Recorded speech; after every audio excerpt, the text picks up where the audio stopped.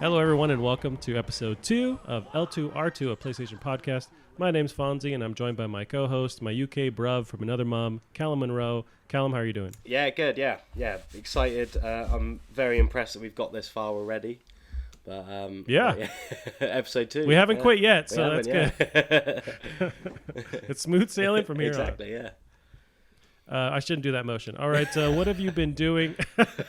What have you been playing lately? I haven't had a chance to play too much recently. I think I mentioned last episode that I'd been playing the first Ni no Kuni game, trying to 100% it, but I've chickened out of doing that, and I've started the second one, and I'm still trying to finish off the last few trophies on Resident Evil 2. Which nice. Is driving me insane. I love it, but I'm sick of seeing it now. But yeah, it can get pretty nuts. Like especially the missions with, is it Hunk? I forget his name. Yeah. Those are just brutal because it's so like you have to be exact in how you're executing it. Yeah, it's nuts. Yeah, it's just seeing the same place over and over, the same sort of motions, but really close now. So I'm looking forward to getting that done in time for the third one. Nice. You know what? That reminds me. The other day, I paid for like a week of PS. It's a PS Now. That's that streaming service where you can like stream games to there. So I was trying every once in a while, trying to dip into Resident Evil 4. For some reason, the controls are just tanky enough where I always give up after a few hours. I really wish I finished that game, but I found myself playing it again and just thinking, man, maybe I should just wait for that remaster in like, I don't know, 2 years or something. It's got to be down the line. That's interesting you say that, because me and a few friends, it's Resident Evil 4 is like one of our like favorite games. Like it's one of those games that we just know back to front.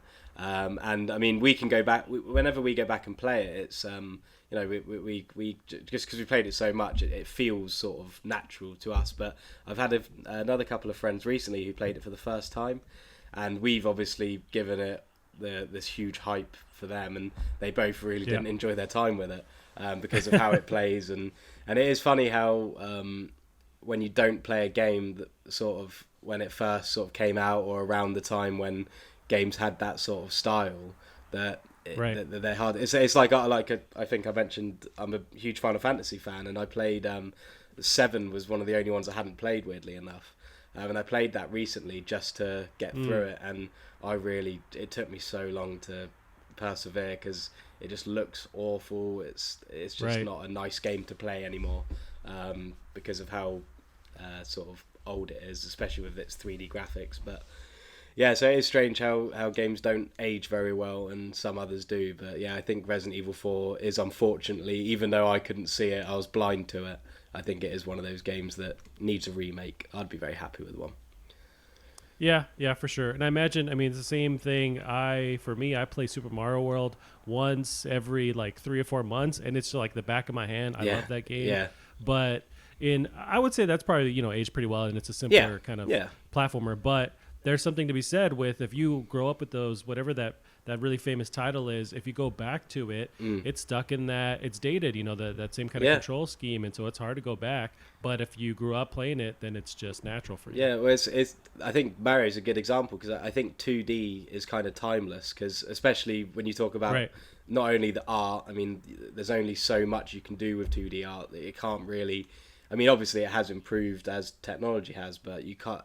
You have timeless games, like the old Castlevanias that still today look better than a lot of other 2D games. But from an input point of view, a lot of these 2D games are just left and right, whereas these 3D games have got a lot more complicated input that they've had to get their head around. And I'd say they've only just really, the past few years or this generation, really mastered making a game feel really nice. Because if you go back even to some early PS3 games, especially PS2 games, they feel just not... There's just something not quite right about it. It's not as responsive.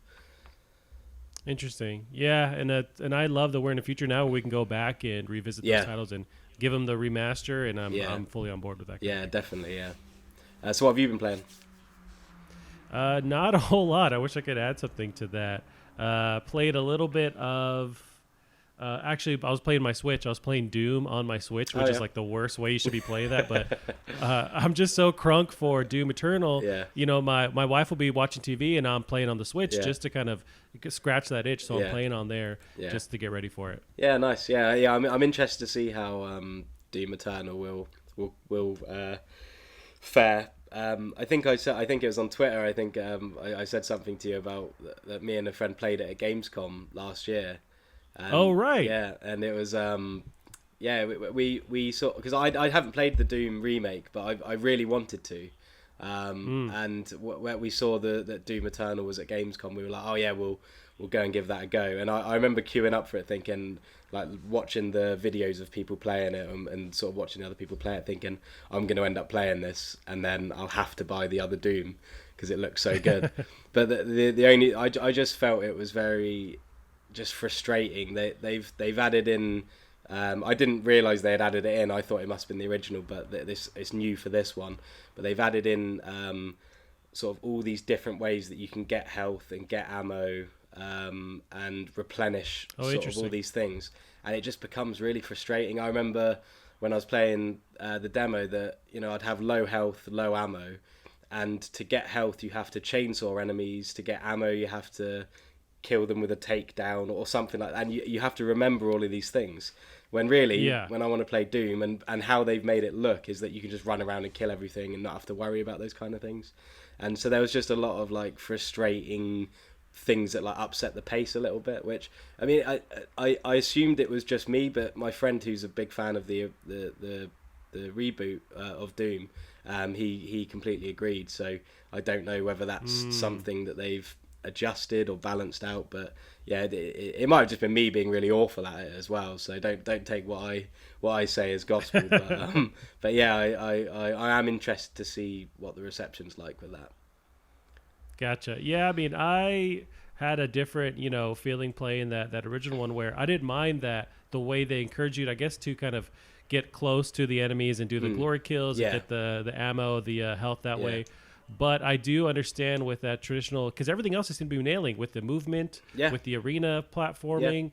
That's traditional Doom, but you're changing it by forcing you to engage rather than pick up the items. You can still pick up like power-ups and stuff around the world, but I see what you mean there. I'm hoping that the actual end result is they execute it in a different, in a way that's still familiar to that old Doom reboot, but still something that fans can still pick up and play. I'm sure people will love it, and I hope it is really good, because it's I think Doom's one of those staple series that has to be out there at the forefront of everything, because it's just a good game to be out. And so I mean, I could be wrong.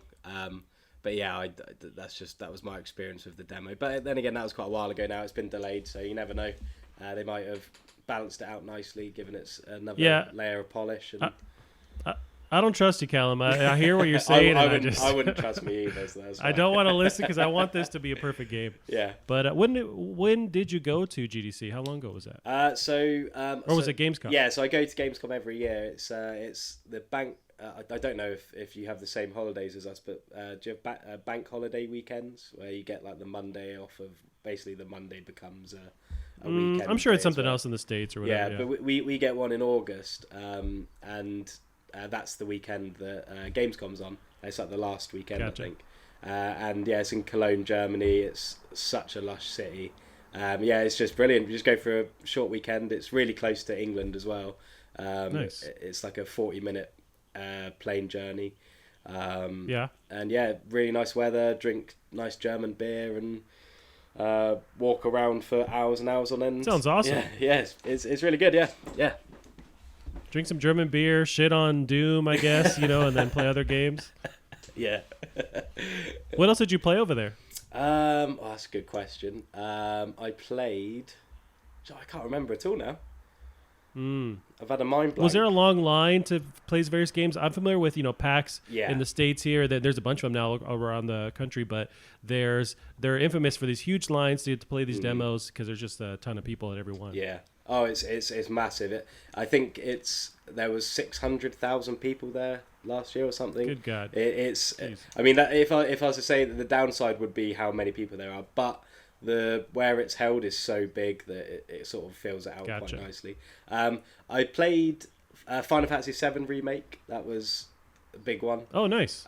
Which at the time I was quite skeptical about because, like I said, I wasn't too keen on the original, and Square Enix haven't had the best track record recently. But I loved it. It was really, really good. So I'm really excited for that. And I played the Destroy Humans remake as well.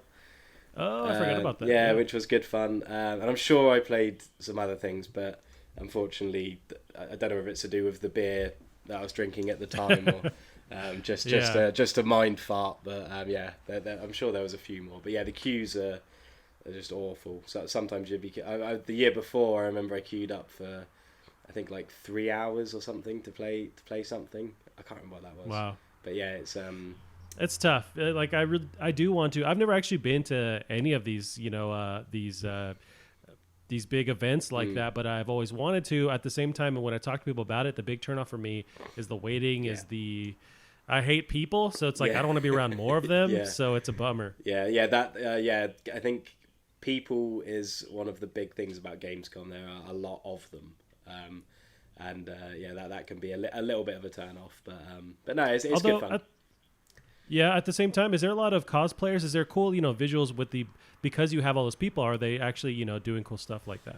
There's a lot of cosplayers. They've got sort of like a cosplay focused area, but I mean, you see them sort of walking around a lot. Right. That's quite cool. I remember last year, that's another game I played, Borderlands 3 I played, which obviously is out now, so that's not very exciting. But there was someone dressed up as the bad guy, the Calypso twins from it. And it looked unbelievable. Like it looked like a living cartoon in front of you. And that was pretty impressive. But so there's the good thing is there's always something to look at. And then you can always just leave, and then it's like a 10-minute walk back into Cologne, which is such a nice city. So there's always something nice to do there. So it's a really good trip. But yeah, there's a lot of people. Right. Nice. That sounds pretty cool. Yeah. Well, Callum, we had some news, not a whole lot of crazy stuff, but some more, PlayStation news that happened this week. If we want to get into that. Sure. Let's see. I have my first news article is really in no particular order with this stuff, but some more PS5 scuttlebutt that's happening on the internet. So we have Sony is officially launching the PS5 website. So this is from GamesRadar.com. The official PS5 website is live, suggesting an imminent announcement. So I'll kind of read a little bit from here. We'll chat about it, see what we think. Sure. The actual author, so we have Alex Avard from GamesRadar.com. Sony has sneakily launched the PS5 homepage on the PlayStation website, setting the stage for the much-rumored February reveal event for its next-gen console, due to release in holiday of this year. As initially spotted on Reddit, both the UK and the German versions of the websites are now live and allow users to sign up for all the latest PS5 news directly via email from PlayStation itself, while once again confirming the product's logo and holiday launch window. Callum, to jump out of the article, how do you feel about, is this much ado about nothing? They're just kind of getting stuff ready, but we're just inching closer to them kind of finally showing what's going on with PS5.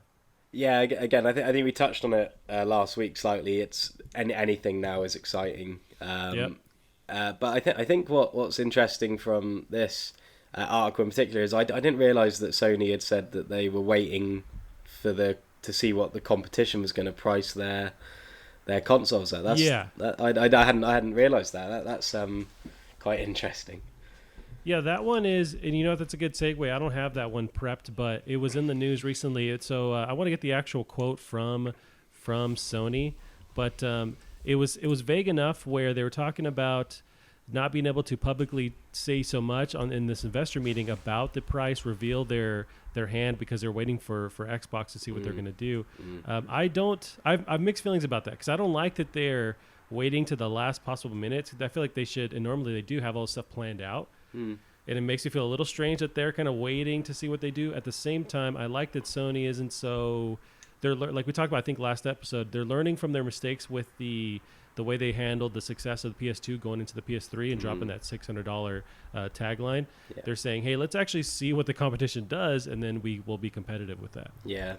I mean, it is a bit strange. It's not very Sony of them to do that, like you said. But I don't know. It could. I mean, it could be. It could mean a few things. I mean, it might be that. I mean, I'm sure that they must have an idea of a price, because obviously it's costing them to make these things. So they must know.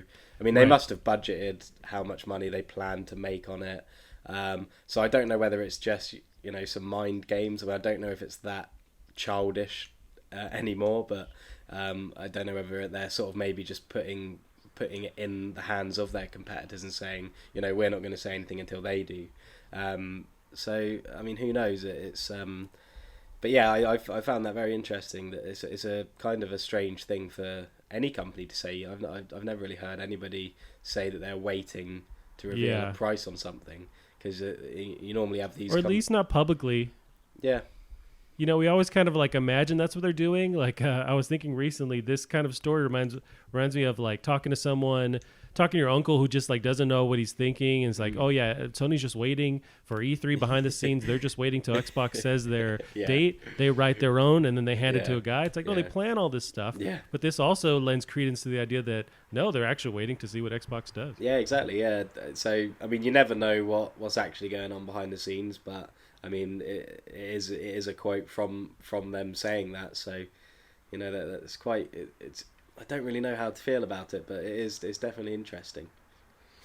Yeah, and the actual quote. So this is IGN has talked about this. So Sony CFO Hiroki Totoki recently stressed that, quote, it's difficult to discuss the price of PlayStation 5. Because Sony doesn't want to rush this information. Rather, Sony could be waiting for Microsoft to announce the price of the Xbox Series X before messaging the price of the PS5. So that's just them kind of going into detail. No, I think it makes sense that, they're a company, they're conscious of the competition, and they're going to adjust as they need to. And I think you mentioned you're around the money where they have a certain amount in mind they can afford to lose as far as the profit goes. So they will just adjust that. There's some kind of base level where it's like if the Xbox Series X is like $300, like they can't go that low. No. So there's some kind of limit, but they're going to go to that limit and adjust to be competitive. Yeah, and I think that these consoles are going to be very similar in terms of. I mean, it's always neck and neck. Yeah, they always end up being, Yeah, so I mean, I'd imagine, that they both will have the best R&D teams working for them possible. So you'd imagine that they've both, got very similar cost of making these machines. I think the only time there was a discrepancy was when the PlayStation 3 came out and they had this, this Blu-ray technology, which at the time was very new. Which that's true in the cell chip too. Yeah, exactly. Which meant that for that particular generation, it meant that the PlayStation 3 was at the time a lot more expensive to build than the 360. Right. And then as it sort of balanced out, as this tech got cheaper to manufacture, then it started to, the prices became very similar in the end. So but I think now I think that both of these machines I'd imagine be engineered in very similar ways, and it'll be very neck and neck on performance. Yeah. Now, what do you think about? So they launched the actual PS5 website, which is it's inevitable that they're going to have a place to direct people to see those updates. Is there any credence that that's giving us an idea of a February, announcement window for this month, or they're just kind of getting all their stuff ready to go? Yeah, I don't think so. I don't think it's a sign that anything's happening in February. I wouldn't be surprised if anything did happen in February, but I don't think that having a website live would help them in any way if they did, because in fact if I was to sort of look deeper into it, I'd probably say the opposite. I think paired with the quote about the price, which means it looks like they're holding off revealing anything until they hear from the competitors, but also having like a mailing list sign up, sort of that also signals that it's maybe a little bit further away, the reveal, because I don't know why they would put a website up asking for people to sign up for more news if they're going to end up revealing the thing in a couple of weeks' time.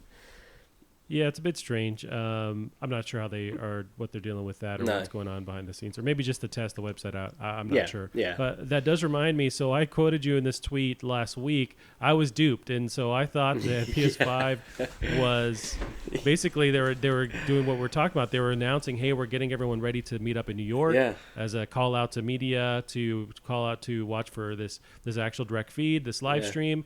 And I guess I didn't do any research. I looked at it, I said, cool, this is happening. And I just disregarded it and sent it to you. And then I spent, I don't know, 2 more seconds like later on that day. And I realized no one in the industry is actually retweeting or commenting.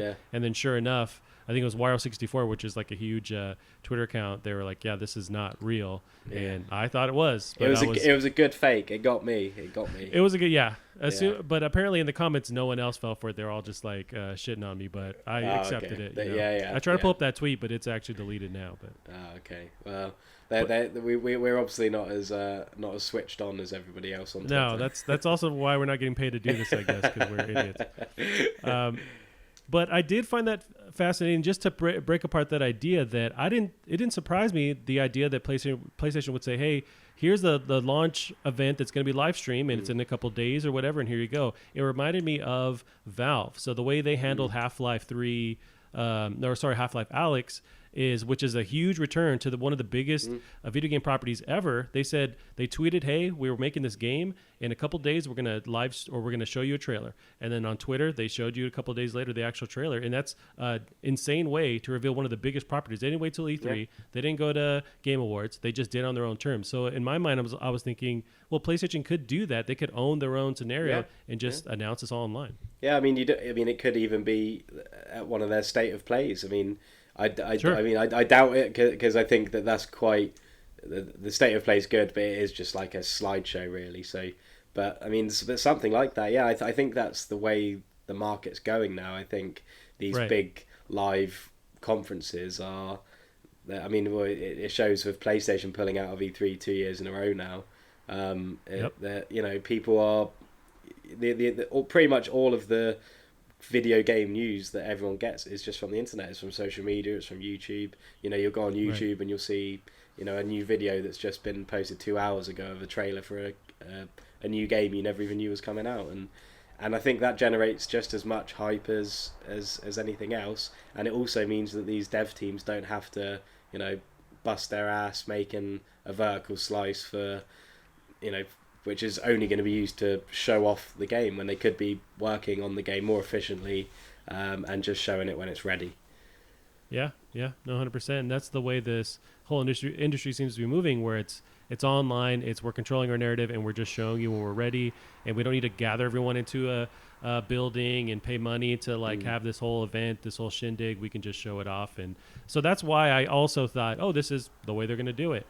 So I just think we're in that world where that's a possibility. They could just drop this at any moment, or decide to start to trickle out the news, and slowly it's up in the air.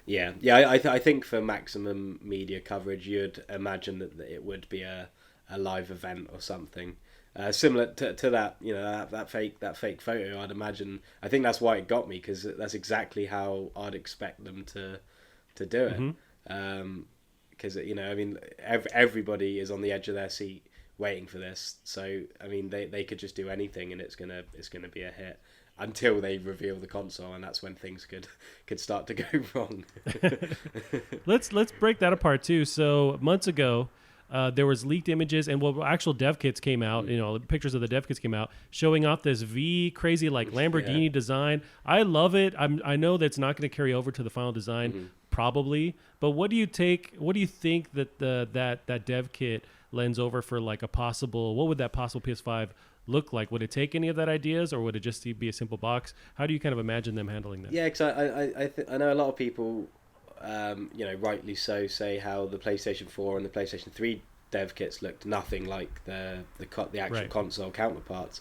But then again, they weren't designed really. They were literally just boxes full of this hardware, whereas this has some design to it, which is where it's a bit, you don't, it's hard to tell. I mean, they haven't designed it in that V shape for, development purposes. That they've done that for aesthetic reasons. But that's what I'm thinking. I think there's something there. There's some kind of cooling factor they're trying to implement. Just like the Xbox one with that dome shape, or not the dome shape, that tower shape. They're trying to do this as a way to offset cooling, and I would say that they're doing something like that. Will it look like that? I don't know, but I feel like they're trying to do some kind of middle venting. That's a good shout. Actually, I didn't think about it like that, because they might have an idea for a ventilation system, because I mean PlayStation 4 is very loud as well.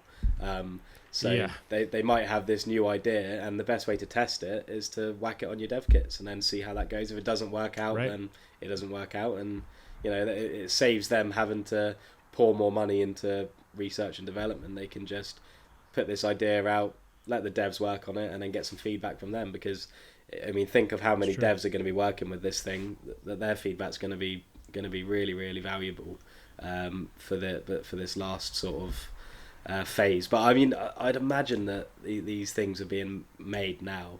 You'd have to imagine, wouldn't you? They'd have to be, for sure.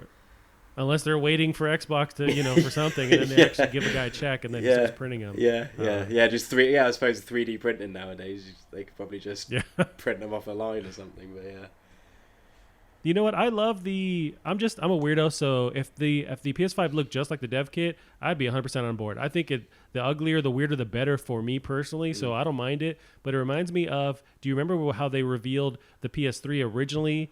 They showed off this like boomerang controller. Yeah. I dug that controller because it's so fucking stupid. Yeah. So I wanted them to lean hard into that, but they end up never doing that. No, yeah. I remember. I mean, I was quite. How old was I? When did PS3 come out? 2007 was it? 2006, 2007. 2006, 2007. Yeah, and I didn't watch it. I mean, I was just I don't know. I was 30 or something when that came out, but no, I'm 30 now. Yeah. But I remember seeing that months after. I wasn't as vigilant as I was then, but I remember seeing photos and thinking like, hey, this is actually kind of cool. I don't know. Yeah.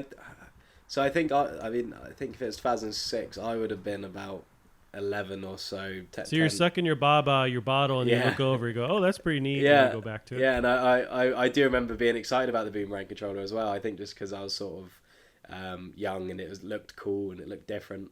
But yeah, I remember when I first got my PS3, it was because the jump from PS2 to PS3 was just so huge, and I remember playing Resistance: Fall of Man and MotorStorm, and it was and the first day I turned my PlayStation to being 720p or whatever it was, and I was just like, oh my god, you can actually read this. Yeah. We're in the future. Yeah, and now if anything's less than like 1080p, it's like, oh, I can't look at this. This is disgusting. Yeah, what am I, hobo over here? Yeah, well, this is the next few months is just us speculating and trying to figure it out. But something is imminent, because I mean, we already know what the Xbox One Series X looks like, so it's really just we're counting down the time until Sony decides to just drop the mic and show everyone what's going on. And we know it comes out in holidays 2020. Right. So we're running out of time here. Like, they got to start advertising and marketing to nerds like us are watching it every day, waiting. But eventually, this stuff has to get over to Walmart, to all these big outlets where they can start advertising it as well. Exactly, yeah. And that's another thing I'm interested in, is because I know that I know in America, is it GameStop is suffering slightly, and we've got, I think our version of GameStop is just called Game, which is suffering as well. I mean, I don't even think there's one within 20, 30 miles of where I am anymore, which in England is a long way, because obviously England's so tiny. And yeah, I mean, it'd be interesting to see if there'll be like a resurgence when these new consoles come out, because I mean, or whether people are just gonna go on Amazon and order them there. This is gonna be a weird transition, because this is the last few years of depending on these big box stores. I think there are a lot of them are hanging, or at least like the specialty outlets like a Game or a GameStop. They're waiting for this gen to try and cash out, and then I don't foresee them sticking around any longer, because a lot of these people are going to be going to Amazon. They're going to be going, I think even Sony now, was it a couple of years ago, maybe last year, they announced they're going to start at least selling controllers, PS4, so you can start to directly contact them and ship through them. So it's starting to lean towards, they're going to try to just sell and ship their own stuff. Yeah, well, Nintendo do that now, don't they? Nintendo sell hardware and games through their website. And it's possible, okay. Yeah, so I mean, you'd imagine that PlayStation and Xbox would have to start sort of doing that as well, because I mean, it also means that, I mean, if you see like a console that's like maybe £10 more or $10 or $20 more on, but it's from the official PlayStation website,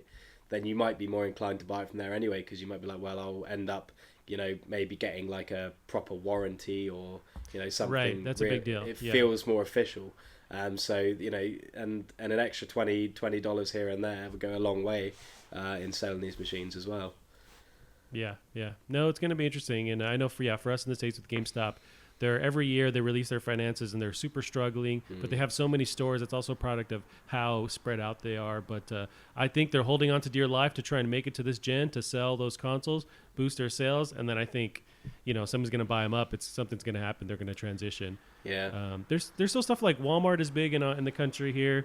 There's Targets, there's Costco's. I don't know, as far as like the big outlet stores that you have in the UK, where would you go besides these specialty stores to buy something like a console? Well, I think certainly with me and within my sort of friend circle, we mostly buy games digital now just through the store. I mean, with game sharing as well, where you can, share games between two accounts.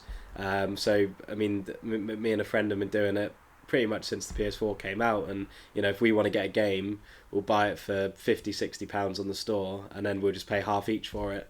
And we'll get it that way. And I mean, I've just become lazy in terms of having to, get up, take your disc out, open your case. And it used to be cool, when you'd have like a big collection of games, but now it's finding space to have these collections. And yeah, so I don't really know. I think it depends. For me personally, because I do game share, digital's normally the best way. But then again, we've got, like big supermarkets and outlet stores like Walmart and things like that normally sell games for pretty cheap. Games normally retail over here for about £50-60, but there'll always be a shop or a store that will sell one of these games for, I don't know, like £35 on the day it comes out, just because whilst it's on the shelf, people are going to come in and get it. And why not? If you're a big store, you might as well sell it at a loss to get people in, because they'll keep coming and looking at your electronic aisle or whatever. It's all clever, shady business practice, isn't it? Well, I guess the consumer gets the deal and they end up getting tricked to buy something else, and I guess that's part of it. But no, I'm the same way, where I'm all digital, and so and I'm just trying to take myself out of the equation, where I feel like most schlubs out there are buying things physical, retail. I feel like that's still the majority of the industry, even though I prefer digital, and I think a lot of us are. It's growing. I feel like there's still that demand for physical stuff. So I wonder how they're handling that aspect of it. But I'm the same way, where I prefer online only, just stream everything or just download everything. There's also a lot of sales on the PlayStation Store anyway, so it's a better deal. And I think that's what is pushing it as well. Is, I mean, if you look at Steam, most PCs nowadays don't even have disk drives on them. No. Because there's no point. And even if you buy a physical PC game, you open the box, it's got a code in it. You type that code into your Steam and you download it anyway. So I think I think that became so big because Steam and its sales, their famous sales, and now PlayStation, now that they've got more of a digital ecosystem going on, they have these amazing sales as well. So I think that's where it's starting to all encompass into one thing. Steam obviously being way ahead of the game way back when, but like for the past 10 years, Steam and PC players have just been like going, what are you guys still worrying about physical release? Like we passed that years ago, and that's the norm. But everyone here on the console side is still worrying about transitioning into a digital only, but PC's way ahead. Well, I think it's the choice, isn't it? I think even though I don't buy physical games often, I still think you have to be given the choice, because I mean, sometimes I know people love collector's editions of things, and you always want to have the game with that. I mean, I think it was it Wolfenstein that brought out a collector's edition that didn't come with the game or something like that.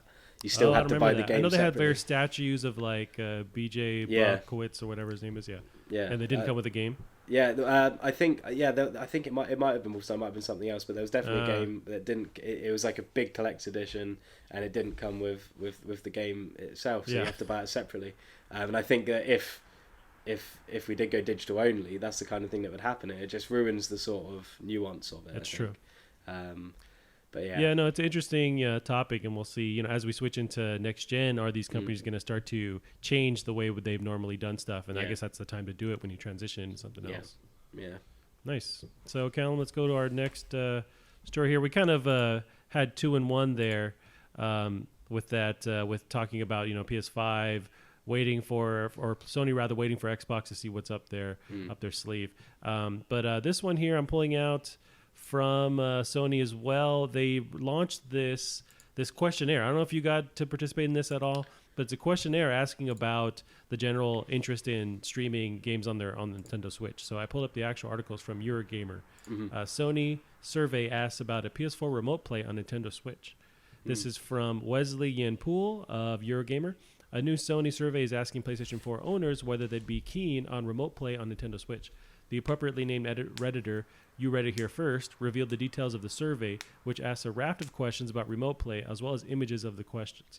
So I'm scrolling through the article here, and there's just images of these of the survey asking various questions about different topics here to kind of gauge interest. And what Sony does with this, I'm not sure, but some of the questions involve ability to PS4 remote play on more devices, able to play on Nintendo Switch, Apple TV, or Android TV. So it's asking consumers whether they'd be interested in this kind of ability here. What do you take with this kind of this news here? Do you think that they're really trying to gauge interest? Are they serious about bringing something like remote play to Nintendo Switch? Is that possible? Yeah, I think it's a win-win for PlayStation to do it with remote play. When I first saw this, I thought it was talking about PlayStation Now, which is obviously the streaming service. But remote play is just where you turn your play. You have to have a PlayStation 4 in the first place to use it. So I think it's a great idea. I mean, for someone so invested in the PlayStation ecosystem, I love my trophies and things. That's always one thing that's put me off getting a Nintendo Switch, because most of the main games on there that I'd really like to enjoy playing, I'd play them on the PlayStation. But having remote play on a Switch means I could, relax in the living room or something and play some PlayStation games and then switch over to a Nintendo game. I think it's a win-win for Sony, because you still need a PlayStation 4 to play remote play anyway. Right. So yeah, I think it's a pretty good move from PlayStation. I think that I imagine lots of people will be saying yes to that. Although saying that, there are a lot of PlayStation sort of like fanboys that seem to get offended when PlayStation go over to other platforms, which I don't understand personally, but I think it's a fairly like I said, a win-win move for PlayStation, but that's something I'd be interested in. Yeah, and me as well. I have a Switch too, and it'd be cool to just be able to remote play. And I wonder if, though, as you open the door to remote play, is it that insane to let you're streaming on your Switch? Eventually you can have stuff like PlayStation Now, if they start to open that door, have it on your Switch. I wonder if that's if we're expecting too much out of Sony, because they're a company, just a few years ago, they didn't like the idea of crossplay, and we really had to Fortnite had to be a big, influencer to actually convince them to play nice and actually allow Minecraft to crossplay. So they're kind of, I wonder if they're still in that idea frame, or they're actually willing to, open the doors. It is definitely an interesting one, because I mean, PlayStation and PC have always been, all right together. It seems to be this weird thing with Xbox and Nintendo where it doesn't like to play ball with them. Because I mean, with PC, PlayStation Now came out on PC. I mean, a long time ago now, where you can use the streaming service on there. Obviously, Horizon Zero Dawn looks like it's coming to PC. There's that Helldivers, a Sony published game, which is on PC as well. So yeah, I mean, this would definitely be interesting from the perspective that there would just be a PlayStation related thing on Nintendo. Especially with their history together as well. But yeah, I think because they originally worked together to work on the PlayStation or a Nintendo PlayStation kind of combination. Nintendo Sony kind of combination, and that failed, and eventually got the PlayStation. Yeah, that's a very interesting story with the original PlayStation. But yeah, I think it'd be really cool. I think it would just be nice to see. I don't think that they're going to go down the route of Xbox, which we're going to get onto in a moment as well, where it looks like Xbox are, starting to want to become more of an app than a console, maybe. Yeah. I don't think we'll see that from PlayStation, because I still think they're very set on, this is the place to play the best games. But I think it's definitely a really exciting move to just try and start to link these fan bases together a bit more, and definitely get more people playing Nintendo who play PlayStation as well. Because I know there's a lot of people who, like I said earlier, who have this weird outlook on other systems. And I think the Switch is an amazing little. It's probably the best feeling console out of them all. I think it feels really not responsive. It feels really plush, really nicely made. So I think it's a good way to get people onto the Switch as well. I was thinking that the other day at the place at work. One of my coworkers, he always brings a Switch to work, and on his breaks he's playing it. And also I'll see it in the corner almost every day, and I think, is that maybe the sexiest console or handheld ever? Like there's something so iconic with the Switch. Yeah, it is really cool. I think it's just, especially following from the Wii U. I think that it's just such a return to sort of glory for them. Of iconic plastic, like the original Game Boy and stuff like that. And it just works so nicely. I mean, for the PlayStation 4, there's so many times where it's really slow, or it's not doing what you want it to do, or it sounds like it's going to take off to space. But with the Switch, through your roof. But with the Switch, it's just even like the haptic feedback when like with certain sound effects, it just like the little vibrations, it just all feels so high quality. And now they've got I've been really tempted by the Switch Lights recently. Oh yeah, because they're such good price, and I think if PS4 remote play is to come to it, because I've got a Vita, but it's out of charge. Yeah, so, and I've got to charge it up. So gotcha. Yeah, I was going to touch on that, just to go back to that. If Sony is interested in allowing remote play or possible PlayStation Now on a Switch, does that mean they have no interest in bringing it back to Vita? Because that's their direct competitor. So if they're supporting playing PlayStation games on the Switch, is there no reason to bring back the Vita on their end? No, well, I think the Vita is decent for remote play, and I think it always will be. But the main thing for me is the two back buttons, the L1 and the L2, and the R1 and the R2. Yeah. To have to press the back of the Vita for R2 or when it's back to the front, it just doesn't feel right. So that's another reason why. Because I've never really used remote play. I mean, I've used it just to see what it's like when it first came out on my Vita. I've done it once or twice. It's rough to really consider playing a whole game that way. Yeah, exactly. But on a Switch, I could see myself, using that a huge amount, because it would feel nice to play. It's got the trigger and the back button. I could see myself, playing lots of PlayStation games on that. But do you think that them going that route and supporting the Switch more, in your mind, does that kind of seal the deal with an attempt to look into a Vita sequel, successor? Do you think they're this is officially them letting that ship pass so they can just put their games on the platform? I think they've sort of died on their hill, sort of with the with handheld consoles, which is a shame because I love the Vita. It was solid. Yeah, it just didn't get any support. It was literally like it came out and they just instantly didn't care about it. Which is a real shame because it's a great little system. Even now, whenever I, dust it off and charge it up and go on it, it still feels great to play, and it's got an amazing library of games. The PS1 classics that you can get on it, and even some of the Vita games on it are brilliant. And so it is a shame, but I think this could definitely be a sign that they're not going to delve into that market, but not anytime soon anyway. That's what I'm thinking as well. Yeah. Well, Callum, you touched on our next article here with Xbox making statements about what they see as far as their competitors are looking at as far as next gen goes. I pulled up the IGN article from Matt Kim. He writes, Xbox boss doesn't consider Nintendo or Sony as their biggest competitors. So we'll get into this and break it down. Matt Kim writes, a new console generation is almost here, but even though there are flashes of the old console rivalry with the imminent release of the Xbox Series X and PlayStation 5, Xbox boss Phil Spencer says he's more worried about Amazon and Google. In an interview with Protocol, Spencer explained how Microsoft and Xbox see Amazon and Google as the main competitors going forward. This is because those tech companies both have top-end global cloud infrastructure, which Microsoft also has thanks to its Azure platform. Quote, I don't want to be in in a fight over format wars with Nintendo and Sony, while Amazon and Google are focusing on how to get gaming to 7 billion people around the world. Ultimately, that's the goal, end quote. Callum, I'll kick this over to you. How do you feel about that response? Is that more of just to kind of, trick Sony, or just like to position them as far as like they're not losing this gen because they're not even competing with Sony, or is this them looking forward as far as the idea of streaming, and that's the real like monster in the closet that these consoles need to worry about?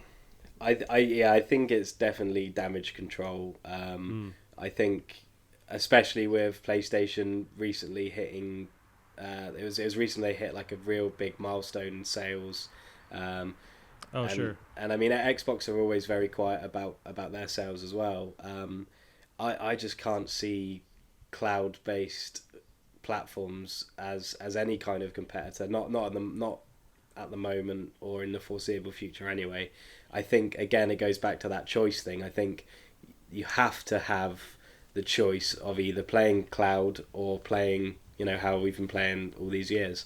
I think that's why the Google Stadia has failed so badly, because they don't it's not like, if you can play on the cloud and you can subscribe to this cloud service, but if your internet's not quite strong enough, if you'd rather play it the normal old fashioned way, then you can as well. But they don't give you that choice. It's just cloud based or nothing. Right. And so I don't buy that they don't see PlayStation and Nintendo as their competitors.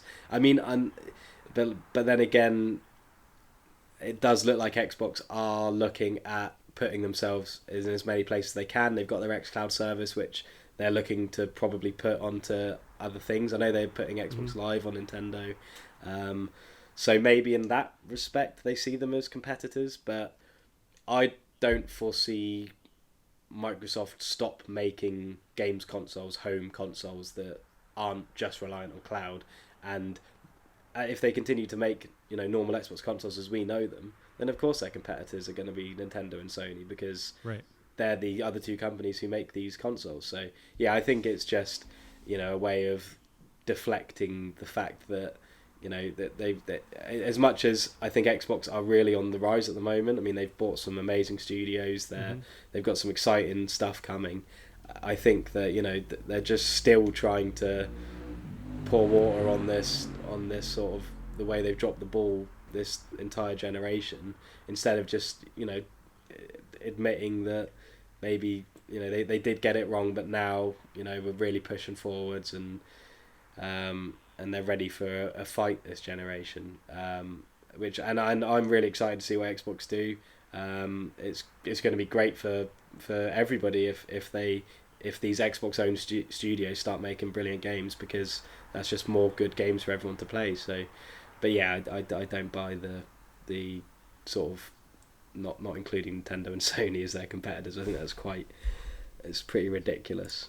Yeah, I would agree. Or I have of two minds where I think you're probably right, where they're just trying to save some face and talk about, that's just not their concern, but it should be, because they're still in the console space.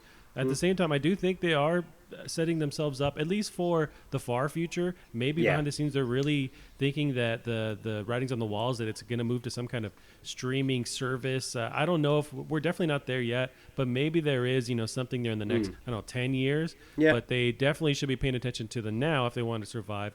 I do like the idea of them having a two-pronged approach, I guess, with selling the console for sure, having physical releases, that kind of thing, but also offering a digital, streaming ability, because that's going to strengthen them if they have both those things nailed down. That only helps if you can play it on your phone, then you get home, you play it on your console. I like that idea a lot, but to only depend like Google Stadia is on a streaming platform only, that's rough. Like, it's already rough from them out the gate. Yeah, exactly. And I think it's quite a dangerous thing to say that, we're not competing with Sony and Nintendo, because I mean, people like us, we're constantly keeping up to date with everything. We know the ins and outs of what these companies are doing. But for somebody else who hears about Microsoft, who are focusing so much on cloud-based services, they might just assume that Xbox is more tilted towards cloud-based. So when making the decision on what platform, they're like, oh, I'm going to buy a PlayStation because I don't have good enough internet for cloud-based stuff, or I'm going to buy a Nintendo because I don't have good enough. And yeah, I think, like you said, for the future, absolutely, it's something that's worth working on. But in the background, definitely, I think Sony do well with PlayStation Now, which is supposedly doing really well now that they've reduced the price, but they don't go on and on about it. You know, they've got it there, it works, people use it. It gives you the choice to download. Obviously, not with the PS3 games because the PlayStation 3 is such a strange system. But you know, they're not focusing so much on it because it's not the time to do that. You know, that working in the background, how Microsoft and Sony are working together on that agreement with Microsoft Azure. Right. I wonder if this is that part of it because they've made that agreement. Is this why Phil Spencer's like, well, really, we're not their competitor because we're working behind the scenes on using the same streaming infrastructure, so we're not looking at them as the competitor on that. And I don't know if that's directly tied to this or what. Yeah, but I mean, considering Sony and Microsoft are both, you know, clearly working together on developing the cloud sort of solutions, I think that if they're both working together to do that, then why are Microsoft being so much more vocal about it, whereas Sony are a lot more focused on bringing out these experiences that are making the PlayStation sell as many as it sold? I just think that it's quite dangerous for Microsoft to focus so heavily on that space when they've got Sony absolutely killing it and just absorbing all of the customer base. I just think that they need to, and yeah, like I said, that Xbox have bought all of these studios. The future looks really bright for them. Why not go all out on this console and try and at least really compete with PlayStation again? It just doesn't make sense to me. I don't know why they've spent all this money acquiring all these amazing studios to then suddenly say, oh, it doesn't matter because, you know, we're focusing on cloud now, so that means Amazon and Google are our competitors. And to say Google are your competitors when they've just released the Stadia, which has just completely bombed, it just all doesn't come across right to me. It is very strange, and I wonder, because I'm still hopeful that Microsoft's going to, you know, turn this around. They're the most interesting company to watch because they are up against the wall, and so they're going to try to they're going to throw Hail Marys, they're going to try weird stuff to see what sticks. So that's what's really fascinating to me about them. But you're right, they have these developers under their wing. You've got to use them, otherwise you're giving up this ground to Sony, at least in the mind share of people's, you know, space out in the world where they feel like gaming is that you go to PlayStation for that, and then Xbox is doing some kind of streaming willy-nilly thing that, you know, that they will eventually work or something. Like, you're just allowing them to kind of gain ground and take over. So it's a dangerous gamble because, you can future-proof and make sure that, in 10 years from now, there'll be some kind of advantage in having streaming with gaming, having the ability to stream games live and have it work. But you could also lose the next 5 years, and these investors are not going to be willing to throw down the money at that point to actually fund these different projects. And I mean, it might just be me not really thinking sort of as far ahead, but I just can't even envision a time when playing something like or streaming a game is going to even closely resemble the fidelity you'll get from playing a game downloaded onto that system. I mean, even now, internet has improved so much, but it's still, as resolutions get higher, as textures get better, as games look better, then it doesn't matter that internet connections are getting stronger because games are sort of surpassing that anyway. You know, the network connection in 10 years might be super strong, and yes, it might be able to stream the games that we play now in 10 years, but them games will be 10 years old by then. The games that are being developed at that time, when this new network technology is around, I don't believe that they're going to be able to be played at the maximum fidelity that they can. So I mean, I could be wrong. Obviously, I don't know enough about cloud gaming. There might be some advancements that look like it could be a thing, but I'm not too keen on it. personally. Yeah. And I wonder maybe the next big break is like 5G or 7G or something, and that's what really will be the catalyst to just say, hey, we don't need to rely on this super old infrastructure. We can just beam directly to your mobile device, and we can stream 4K. That idea sounds nuts, but at the same time, I tend to lean more your direction where I don't see how that's possible now. At the same time, like if you ever play, like I did get to play a little bit of Xbox's their streaming service. I'm blanking on the name, and you can play the beta and stuff now, but it pretty much works. It's just like not ideal. So if it's already here and it just is clunky, I can only imagine that it will get better. And so I wonder if that time frame will really shorten, where 5 years from now we would have the same conversation and be like, oh, actually it's decent. It doesn't look that great. And then 5 years later, it's like, hey, it's actually pretty good. So I don't know if that's just a matter of them working on that, infrastructure, or if it's something that will always be behind these actual high-end physical machines.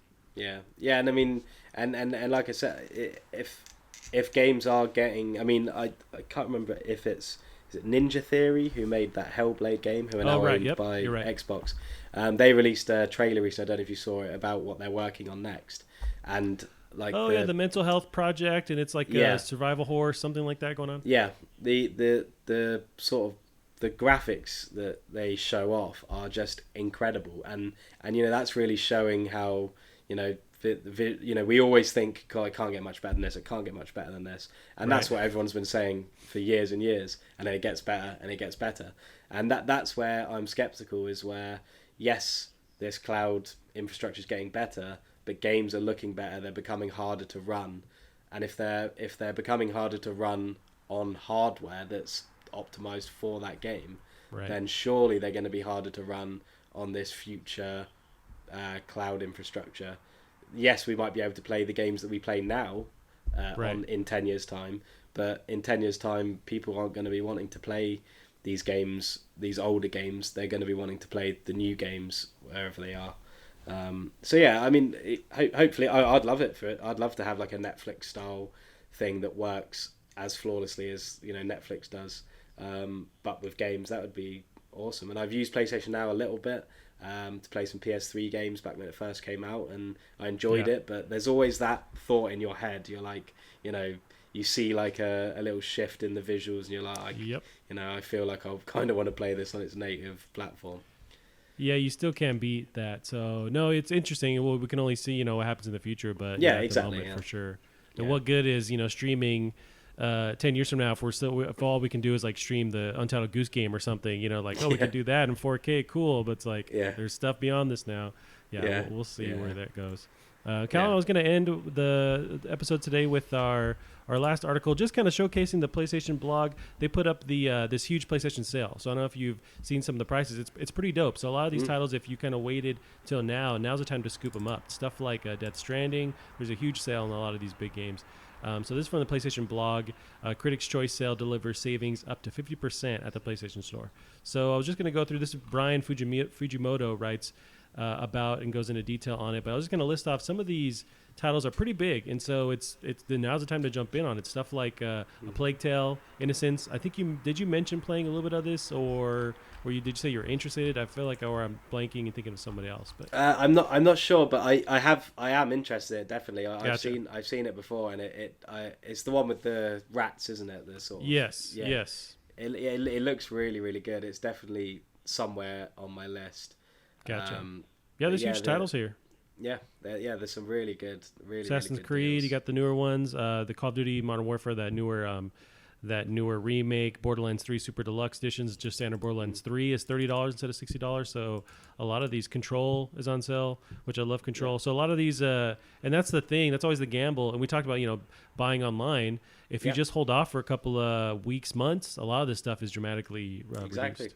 And because I was looking at because I saw that, and I was like, oh, I didn't even know there was a sale on. I was like, I better check the UK PlayStation Store, make sure that we've got the same thing, and it is. Good point. I'm not sure.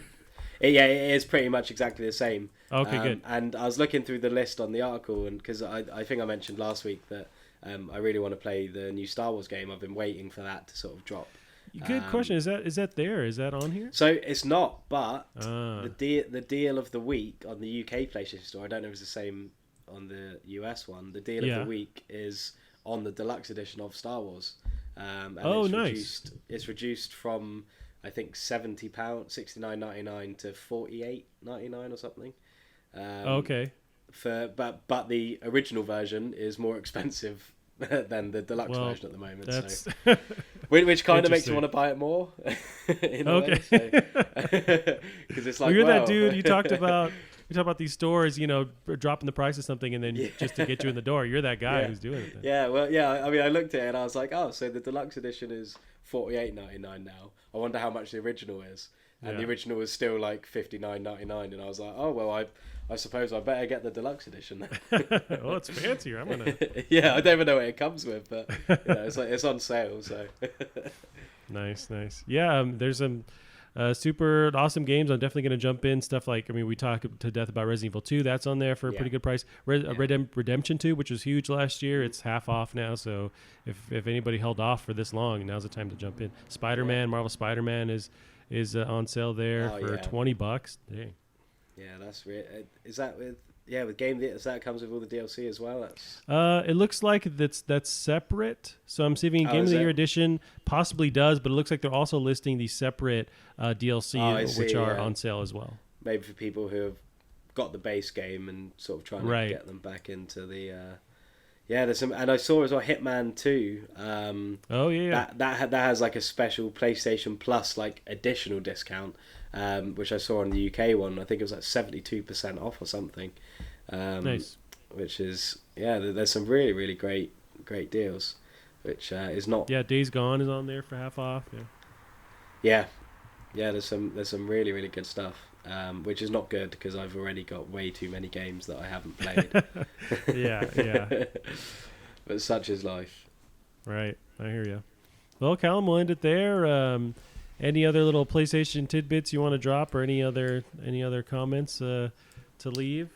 No, not this week, but hopefully next week we'll have PS5 things to talk about. Fingers we'll crossed. See. Maybe there'll be the.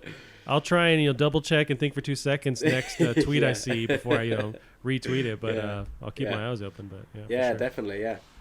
Awesome, man. So we'll end it here. And cool. Alrighty, guys, that's it for us this week. We'll see you next week. Bye. See you later.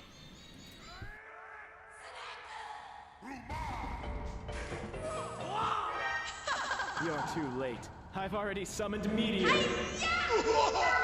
Okay, let's go.